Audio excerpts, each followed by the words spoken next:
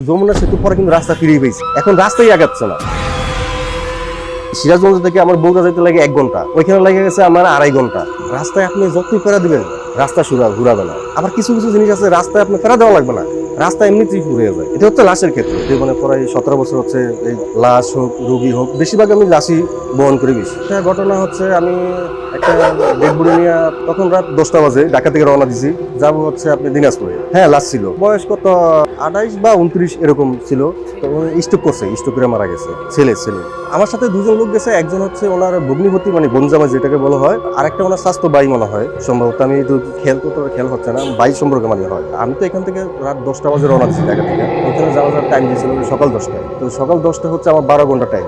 ওই সময় কিন্তু ওই যে এখন যেমন 4 লাইনের রাস্তাটা হয়েছে, ওই কিন্তু 4 লাইনের রাস্তা হয় না। আপনি রংপুরে যেই 4 লাইনের রাস্তাটা, তখন কিন্তু সিঙ্গেল রাস্তা ছিল। তো সিঙ্গেল রাস্তা তো মানে ইদানিং মানে সবসময় জ্যাম লাগে থাকতো। এখন ওনারা বলছে ভাই আপনি কিভাবে যাবেন আমি জানি না, আমার 10টা বাজে জানা যায়। আমি যখন যমুনা সেতুতে উঠবো তখন বাজে আপনার 6:30। এখান থেকে এখানে যাইতে আমার এত সময় লেগে গেছে। এখন 10টা বাজে জানা যায় আমি ধরতে পারবো না। এখন ওনারা তো মানে খুব প্রেশারে দিতেছে, ভাই যেমনি হোক আমাদের এটা দ্রুত চালান। মানে খুব এখন একটা লাশবাহী, এক হচ্ছে লাশ, দ্বিতীয় হচ্ছে আমার ফ্রিজিং গাড়ি, দুইটা একত্র এমনি গাড়ি বার। আমার তো খেয়াল হচ্ছে আমি যত আগে যাইতে হবো তত আমার জন্য মঙ্গল। আর হচ্ছে ফ্রিজ চলে, ফ্রিজের গাড়ি অর্ধেক বার করে ফেলে। আর লাশ তো এমনি আপনারা বুঝিনি লাশ কিছু।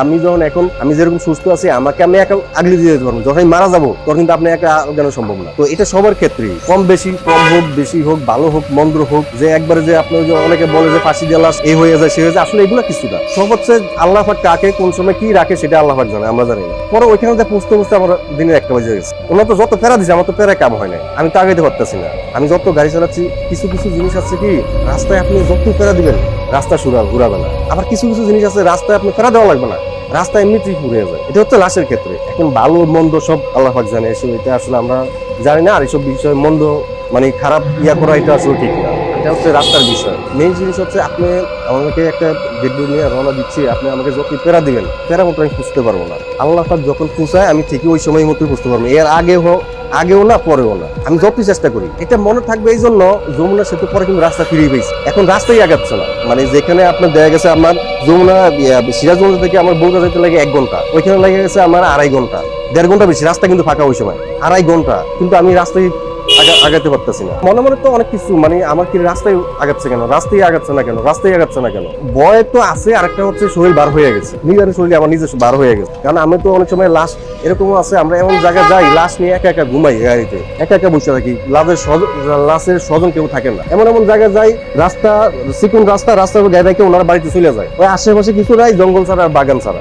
ওই সময় কিন্তু আমার গাড়ি থাকতে হয়, কারণ আমার গাড়ি চলতে আছে ফ্রিজিং স্টার্টে, আমার তো এটা দেহল করতে হবে। ওইখানে আসলে এটা হচ্ছে কি সবগুলো আমার মনের কাছে, আমি মন দুর্বল। আমি হ্যাঁ ওই দিন তো আমার শরীরটা কিছুটা ভালো হয়ে গেছে, নিশ্চয়ই এখানে কিছু আছে, নিশ্চয়ই না হয়তো আমি যত আগাচ্ছি আমাকে টানিয়ে যাচ্ছে, আমি যত আগাচ্ছি মানে আমার পিছন দিয়ে মানে কেউ মানে আটকে ধরে রাখছে। ওরা তো বুঝতে পারতেছে না, ওরা তো নতুন, ওরা তো হয়তো একদিন মারা গেছে, ওনারা ওইরকম কিছু, ওনারা তো খালি করতেছে কেন এত সময় লাগতেছে কেন, ওনারা তো বলতেছে না ভয় পাবে। ওনার 2জন লোক মাত্র আমার সাথে, আর তো কোনো লোক নাই।